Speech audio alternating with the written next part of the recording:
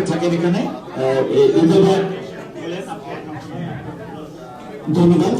আজকের এই অনুষ্ঠানটি যদিও 21-এর অনুষ্ঠান, তারপরেও যেহেতু আজকের এই সংগঠনটি ফোবানি করতে যাচ্ছে 39তম ফোবানি 2025 মন্ট্রিয়াল, আমরা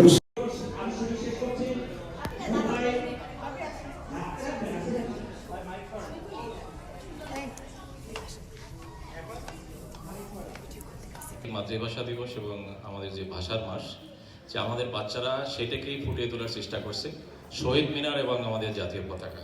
থ্যাংক ইউ।